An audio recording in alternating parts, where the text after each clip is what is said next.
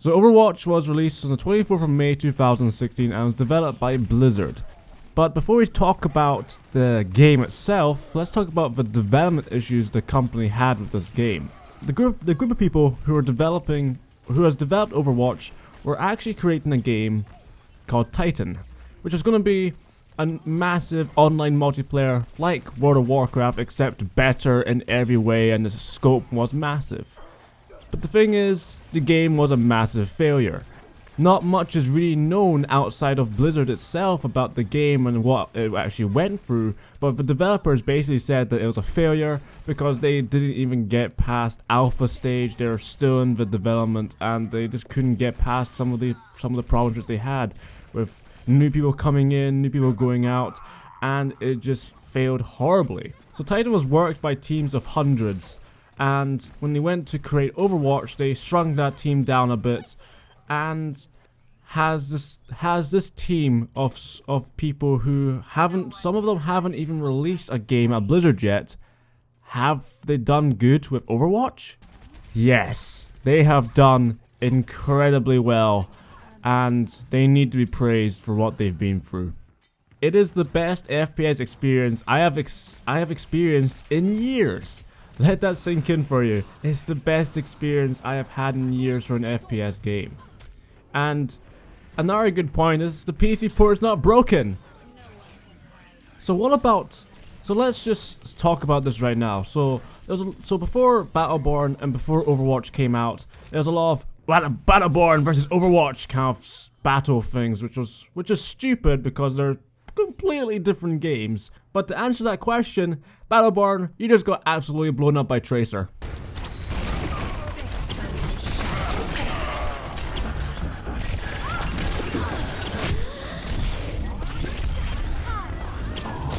So when the game first starts up, it gives you a tutorial which you can skip at any point, and it just shows you the basics, and there's three steps to the tutorial, and it shows you all the things which you need to know to play the game.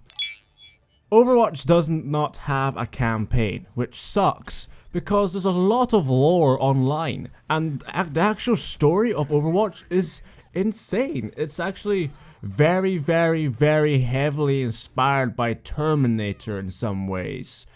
The story is essentially humans built these robots called Omnics, and they're just like, making them out of a factory, Bio Omnics 2, and in the Omnics that were building these Omnics, got a wee, special program uploaded to them called the God program, and then they decided that they wanted to rebel against humanity. Probably because that they thought that they were actually slaves to humanity, which they kind of were. So they basically made the Omnics coming out of the factory militarized, give them guns, and made them go and kill shit. And that's what they did. So there was this war between humanity and robot and machines. And so what did humanity have to do? Well, they had to create this program called Overwatch, which was a program where the best of the soldiers from all around the world would come and join and push these Omnics back. And they did. The Omnics surrendered, and there was a peace between them for many years. Then Overwatch was disbanded due to squabbles amongst themselves, people on the streets blaming them for things that have happened, and there was also a lot of terrorist groups going on at the time. And now, at this moment where the game's actually taking place, the relationship between Omnics and humans are very, very fragile, because there's a terrorist group called Talon who are just blowing crap up, and Omnics don't exactly like that near the humans, and they kind of want, and there's almost fighting each other. And if you've seen the first ever anime short for Overwatch, when Winston, the big gorilla guy, clicks the wee hologram to activate Overwatch, that's him bringing over the Overwatch system back online, and that's when the game takes place. But after saying that story, you can't find that story in the game. Everything is outside of the game on the internet, which is sad to see, because I kind of want to have that aspect in the game. Just a wee paragraph, just somewhere, just a wee thing saying story, click on it, and then, you know, read it. And I don't have to leave the game in order to find the story of what's actually happening. But the story is given through cool media. You get the standard reading paragraphs like always, but then you've also got comics, which Blizzard has created themselves for each character, and as of right now there's quite a few, and there's more going to be coming out soon for every character which they create. They're really well written, and some of their art styles are incredible. Also, the awesome animated shorts which Blizzard has been creating, and I can't wait to see more of them because they look so good. Blizzard, here's the thing, guys. You've shown that you can create incredibly realistic animations with StarCraft's 2 opening cutscenes.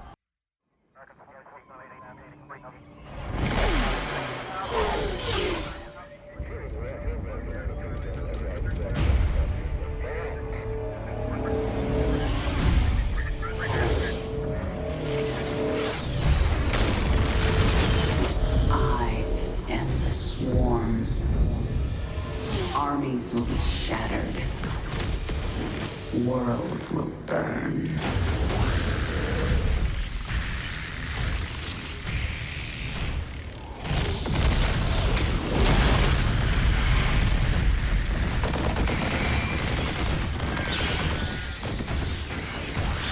Even though Overwatch's animated shorts don't have that kind of photorealistic quality, it still looks beautiful. I don't understand. When I watch these, I end up tearing up for some odd reason. I don't know why. It's not like it's sad or anything. I just did.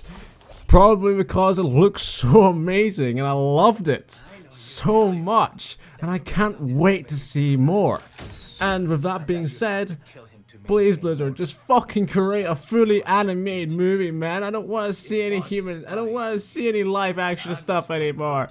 I want to see your animations everywhere. I do not honor him.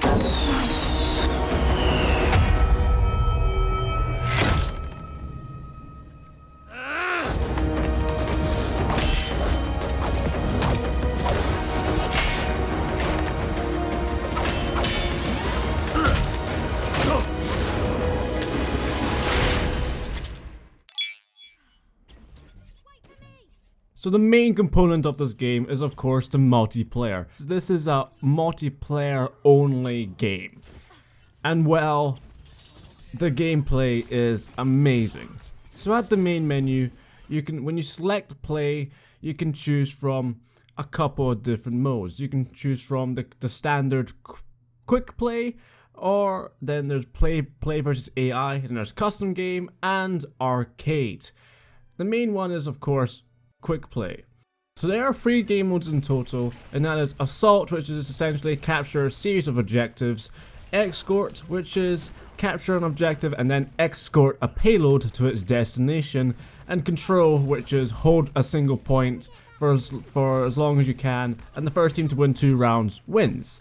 And each game type has their own maps, meaning that every map is specifically designed for that game mode, which means balancing. So Blizzard, well fucking done. Now there's 12 maps overall, and every single map puts you in a different place around the world. You can go from Japan to the UK, and every one looks different and has a different art style, especially when you compare the Japanese level to the UK level. They look so different, which is really awesome to see, and a breath of fresh air too, especially in games which just pump out the same maps which look the exact same every damn year.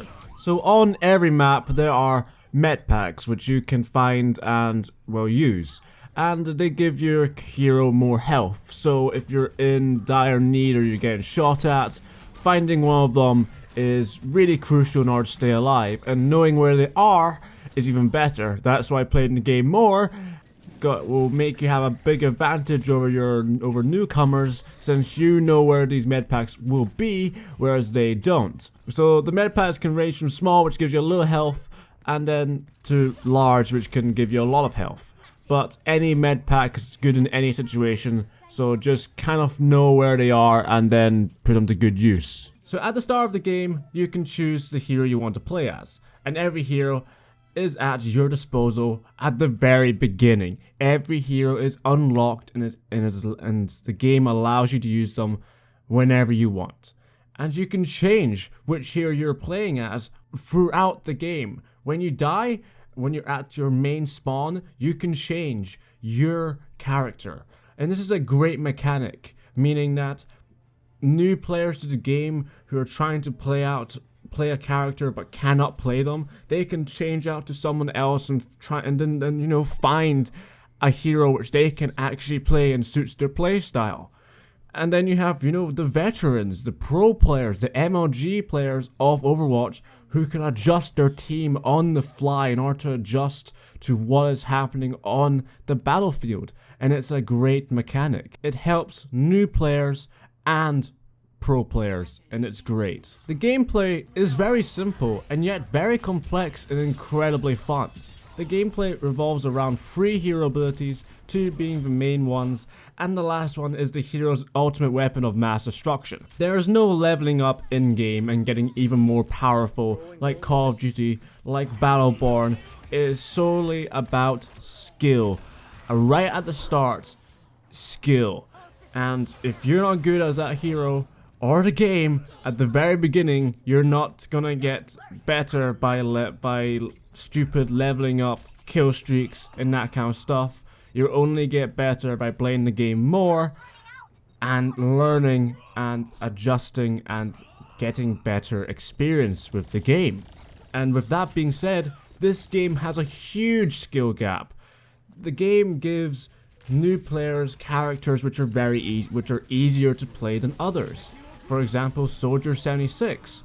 He's like 1 star ranking out of 3 for his difficulty level because he's essentially the Call of Duty hero from most Call of Duty games. You get an assault rifle. One of his abilities is essentially sprint, the other one fires rockets, and his ultimate is aimbot. So you know, yeah, quite easy to play as and not really much aiming to be done. Where if you go up to Genji, the cyborg ninja, he is one of the most hardest characters to play as, and I can't fucking play him, and I need to get better at him because he's awesome. So there are 21 heroes altogether, and every hero is unique. They have their own abilities, roles, and personalities. Every hero is split into 4 sections, and those are their roles, from aggressive to defense to support to tank. And each one fills out their role in their different way. Tracer is a happy, naive, and just adorable, and her power is to alter her own time. Widowmaker has no feelings, very focused, and is a goddamn assassin, and her power is to just shoot you in the head and kill you and then move on like nothing actually really happened. And that is shown amazingly in the animated short Alive. The animated short showed those characters to perfection and showed how different Tracer is to Widowmaker. Tracer is essentially playing and joking around with this assassin, and this assassin is just, you know, making sure that she always has a shot on her target and doesn't really give 2 shits about Tracer.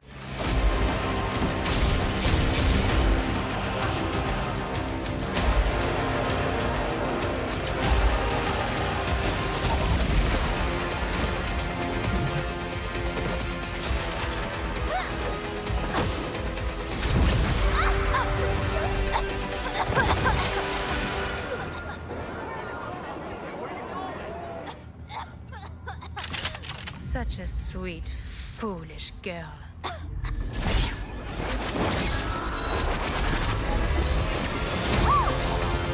What's that?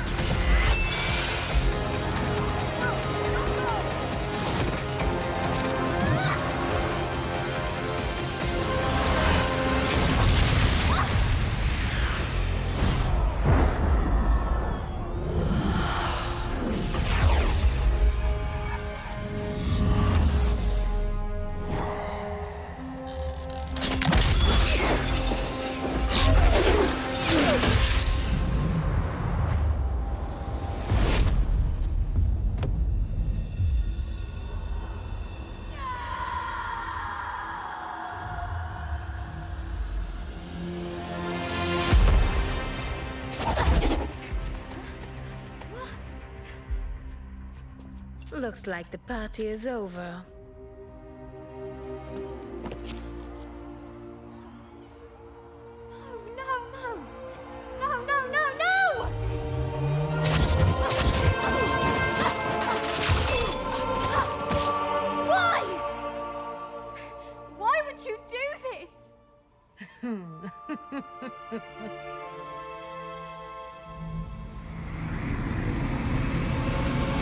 Adieu, chérie.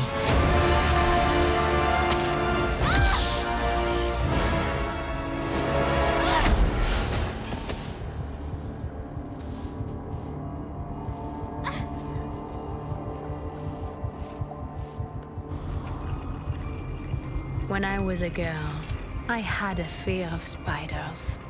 I was told they felt no emotion, that their hearts never beat. But I know the truth. At the moment of the kill, they are never more alive.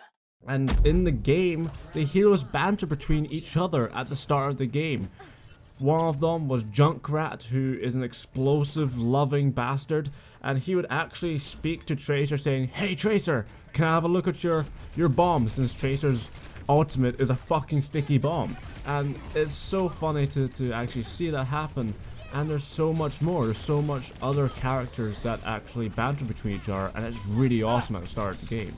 The game is essentially all about knowing what your hero does, and what your opponent does, and how to effectively use your hero in the situation you're in. Do you engage now, or do you wait for one of your abilities to reload, since it could mean the difference between life and death? Now, some people have been saying that some heroes are OP or need a buff, and to be honest, not really. Every hero is annoying to play against in their own way. If you get wrecked by one hero and then start playing them, it does not mean that you will wreck with them. It's all about skill. Tracer just blinks around everywhere, and then when you start taking her health down, she can use her other ability to turn back time, and she gets more health, which is annoying as fuck. Then there's Widowmaker, who her ultimate is essentially gives the entire team wall hacks. There's so many more. There's Bastion, who just locks down in the fucking corner of a room and just shreds anything apart. But since he's locked down there, it's really easy to try to actually kill him from afar, especially as Widowmaker or as the rocket launcher girl, Farah, I think. Every single hero is annoying in their own way, and every single hero can be killed.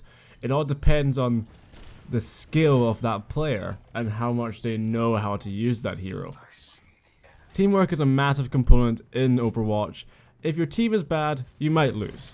But if you communicate with your teammates, it can mean winning or losing. So when you win or lose, there will be a highlight showing the player of the game kill cam, which is 99% the person who got the biggest multi-kill, meaning you'll see a lot of heroes that can get those multi-kills with ease, such as Hanzo and Reaper. But sometimes there are the rare player playing a big tank who managed to get it, and even if you're not the player of the game, your highlight is put in the highlight sub menu at the main menu. So you can go and check out what you did and what your best performance of the game was. The only problem I can say about the system is it is more or less only the biggest multi-kill and nothing else. So if you're playing Tracer or a healer, it's very unlikely you can get it. Unless you manage to resurrect, the entire team when they're all dead at the objective, and then you'll get it. And when I was Tracer and got a fucking multi-kill, I went fucking mental. This is not working. Helden sterben nicht.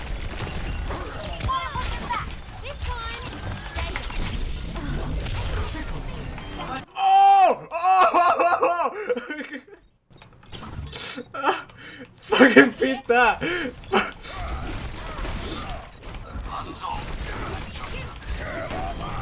Oh man, I'm taking that shit. I'm fucking taking that. That better be the last goddamn kill of the game. Oh man, I'm taking that. Oh my god, we won! Oh my god. Easy. Oh, last kill.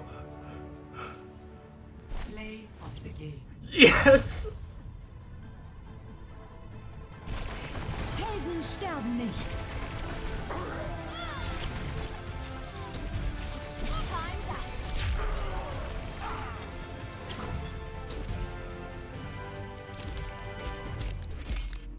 Okay, there's something, Martin. I just recorded that, so I'll put that in my video. There you go.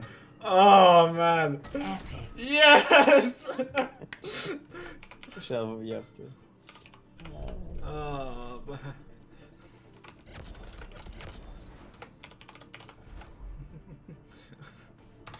Oh. Okay, hold on, give me a sec. Let me just look at what I actually recorded. Oh my god. This time, stay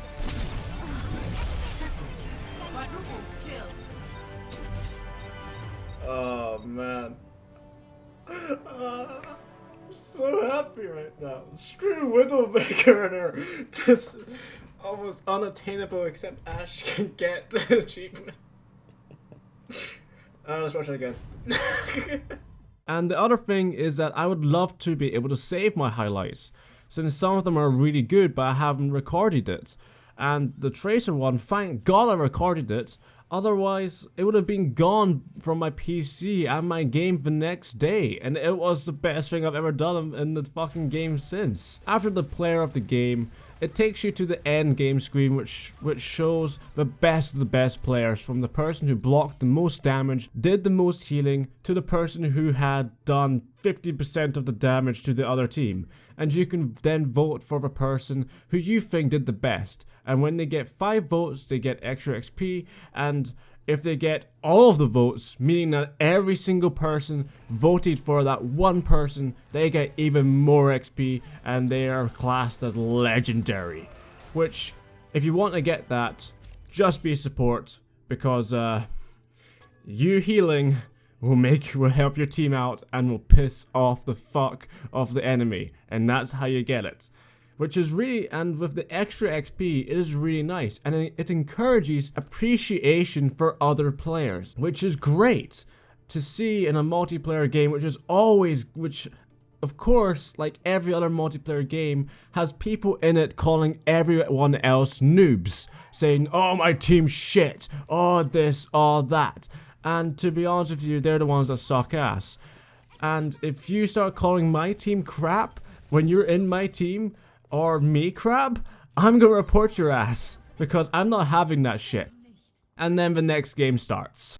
Going back to the people who think that they're best of the best, and that they say that you suck. Well, I just think this discourages players from playing the game more of this incredible game. Give constructive criticism, not just, for fuck's sake, you suck. Otherwise, I'll report your ass, like I've done to 10 people already. So when you win or lose a game, you get XP, and when you level up, you get a thing called loot box, which is an RNG system which can give you profile pictures, skins, emotes, sprays, highlight intros, victory poses, and voice lines for heroes in the game, and sometimes in-game coins to spend on the stuff I just mentioned for the hero you play the most or like the best. Every box you open, you get 4 items ranging from common to legendary, and what's good about the system is it doesn't affect the gameplay. They are duplicates, but Overwatch handles them in a very good way.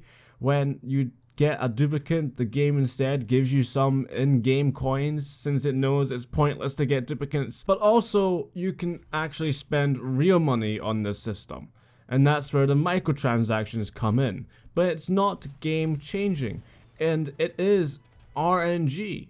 So only the right idiots who would spend money on it, or people who want to give Blizzard more money since they are enjoying the game so much, and who can blame them? The skins for each hero range from simple color change to full clothing and weapon differences, and some look incredibly awesome. The emotes can be used in-game and the voice line by clicking certain buttons, and the spray can be sprayed on walls and floors in the game. So Overwatch has a lot of achievements, and the game decides to go the Halo 3 route, where getting achievements doesn't just give you some points, it gives you something to show everyone that you earned it.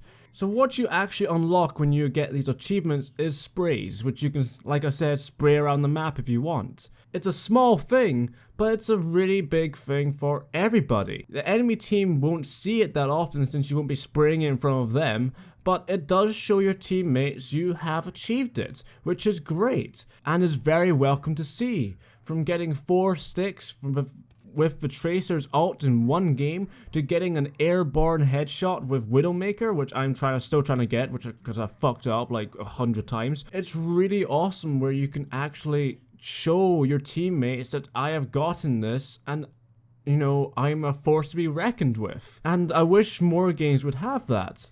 Now, it's not as, you know, big as Halo 3's where you can get, you know, full armor sets and stuff like that. Which would be actually really cool if there was a unique skin for every character, which can only be unlocked by doing one of those achievements. But still, it's a great step in the right direction, and it makes you feel like you earned it, which is amazing. So moving on to the arcade playlist, it's easily the most crazy thing ever. The mode changes every week, and it's just simply mental. The mode I played before this review doubled your health, halved your cooldowns, so playing Tracer was insane. And I can't wait to see what other modes they will have in the future.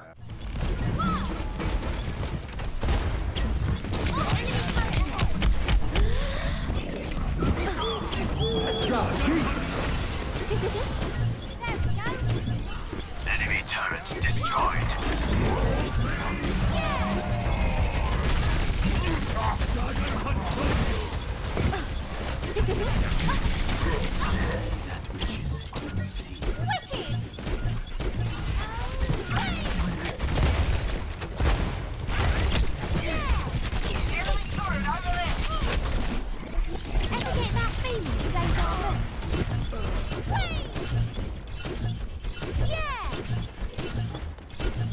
Drop the beat. Wait for it. Dragon consumed you.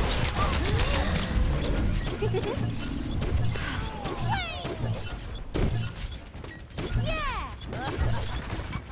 Dragon consumed you. Here, get stable. Scatter. Keep pushing forward.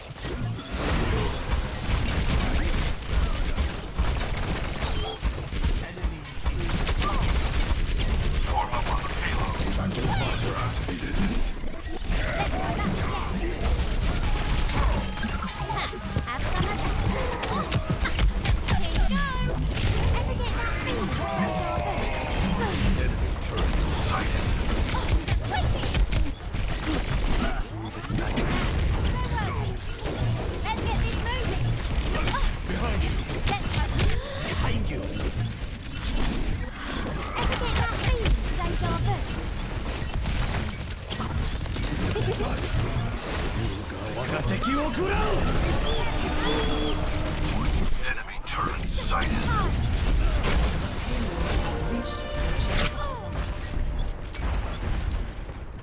Let's drop the beat. Enemy turret just blew up.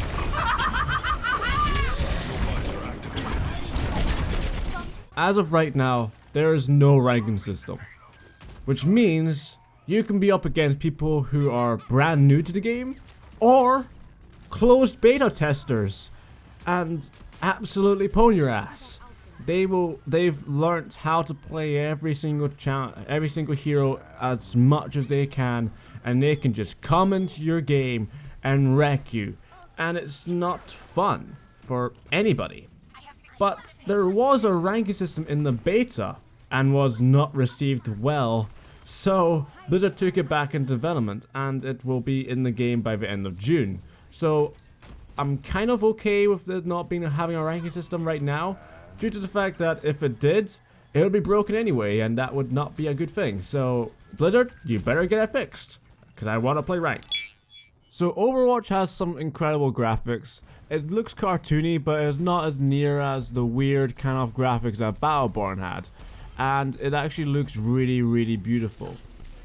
The sound design for Overwatch is incredible, And the sound of Overwatch has been very made to suit pro players, since that footsteps from the enemy team is heard more dominantly to you rather than your teammates. So if you start hearing, you know, some footprints up above you which sounds like high heels, that's the enemy team's Widowmaker, and they're probably going to shoot you in the face. And also, speaking of sound, is that before your hero or any hero in the game uses their ultimate, they have a signature line which they use, and the sound where the ultimate is taking place, so that it lets everyone know that it's happening. So for that reason, wear some headphones or just have your fucking sound on, because it's gonna save your life so many times if you can hear the ult coming, because you're gonna want to get out of the way of some of them. So one of the sub menus is training, which, as you can guess, is to help you with building your skill of the game. From the standard tutorials where you can play again if you want, to practicing in the practice range, to playing against AI. The practice range is a small area with some stationary and moving robots, so you can practice with heroes you want to try out or get better at. For me, it's Widowmaker. Spending an hour every day practicing her just to be able to fucking land those headshots. Yeah, I want to get better at her, because my god, she's awesome.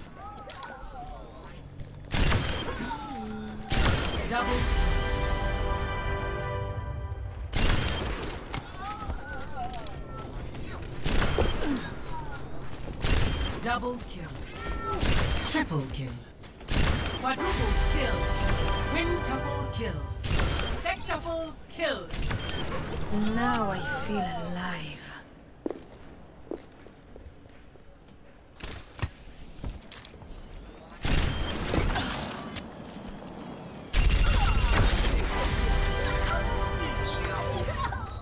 Then there is the career profile, which shows everything you ever wanted to know, from how long you have played the game with each hero to how many wins you have earned. And if you wanted to get even more stats, just click on the Wii menu button statistics, and you'll be happy. You can also check out the achievements and what you need to do to get them, and you can change your profile pic too from there. So yes, there are bugs in Overwatch. And the one which I've experienced a few times is the game won't display the kill cams. It will just be a black screen with the UI on top. It doesn't affect the gameplay, but you know, I just have to mention that it is in the game, but it probably will be fixed. This was the hardest game to review for me, because 1, I just could not stop playing it, and 2, what the fuck do I give this game? It's missing some crucial components like a ranking system as it stands right now, and there's only 3 game modes and a handful of maps. But the thing is, I had fun every second I played this game. It never got boring, even with just 3 game modes and 12 maps. After 25 hours or so, every game I played always played out differently. And I was against new people, incredibly good people who wrecked me every time, and against another player on the other team who was playing the same hero as me, which created one of those moments where there can only be one, and you just really want to kill that hero. The final verdict is a solid 9 out of 10. It's an amazing game. Yes, it sucks that there's no campaign. Yes, it sucks that you have to leave the game to get the characters and story lore. And yes, as it stands right now, it doesn't have a ranking system. But I have never had so much fun in a multiplayer only game in a long time.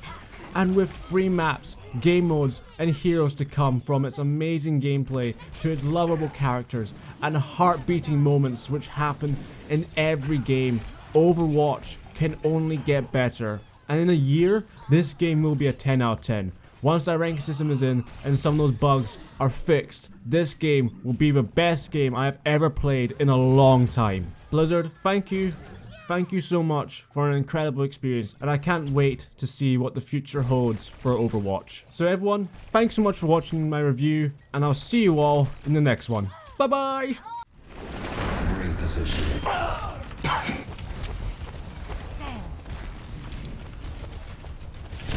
Oh, let's break it! Damn!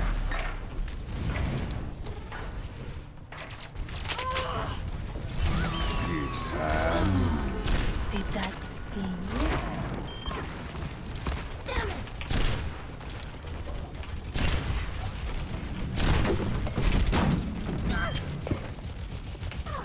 No one can hide from my sight.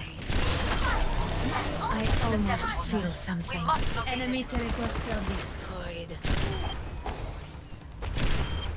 C'est comme ça.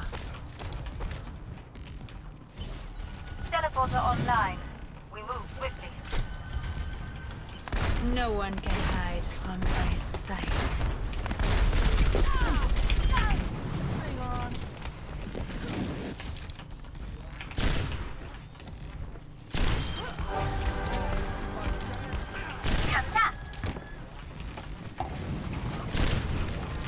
Thank you.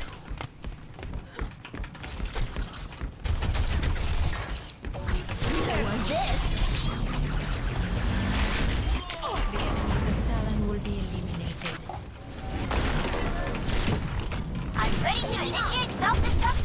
Oh, let's break it! Damn! No one can hide from my From sight. above. Sequence. Sniper, leave this to me.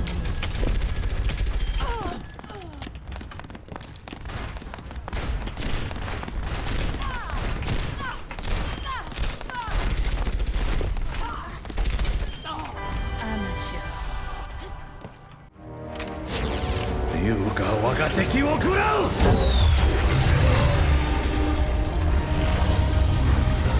友人